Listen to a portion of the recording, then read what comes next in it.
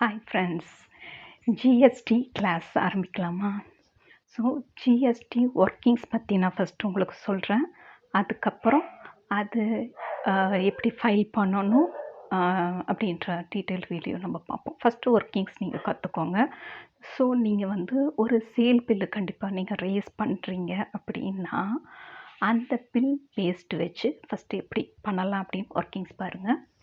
இப்போது ஜிஎஸ்டி அப்படின்றது goods and service tax. So இது உங்களுக்கு காமனாக தெரிஞ்சிருக்கும். இதோட ஒர்க்கிங்ஸ் எப்படின்னா, இப்போது ஃபஸ்ட்டு ஒரு சேல் பில்லு ரைஸ் பண்ணுறீங்க. இட்ஸ் கால் 001 சேல் பில் நம்பர்னு வச்சுக்கோங்களேன். இது இன்னைக்கு என்ன டேட்டு? இப்போது 6/12/24 நான் ரைஸ் பண்ணுறேன். இது ஒரு பில்லு. இப்போது இதோட பில் வேல்யூ 118 இருக்குன்னு வச்சுக்கோங்களேன். 100 is a quantity price, 18 is a டேக்ஸ்ன்னு போடுறீங்க.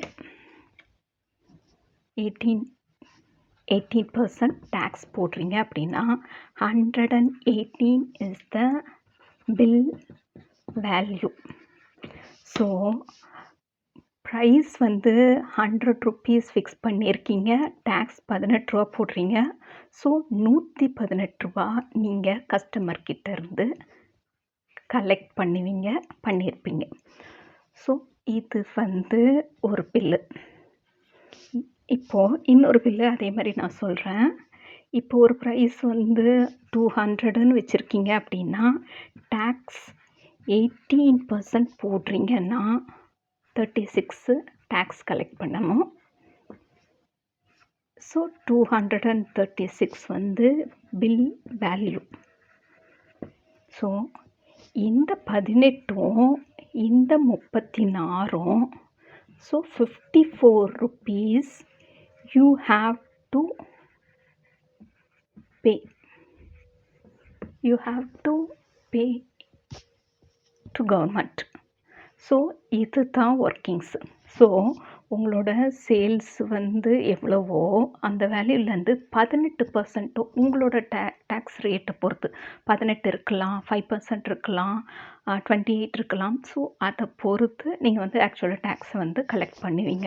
இப்போ நான் ஒரு சாம்பிளுக்கு 18% நான் கொடுக்குறேன்.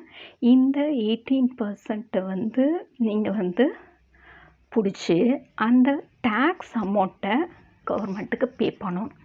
ஸோ பே பண்ணாமல் அடுத்தது என்ன பண்ணலாம், இதை எப்படி பர்ச்சேஸ் பண்ணுற ஐட்டத்தில் அட்ஜஸ்ட் பண்ணலாம் அப்படின்றத நான் அடுத்த வீடியோவில் நான் போடுறேன். Okay, thank you.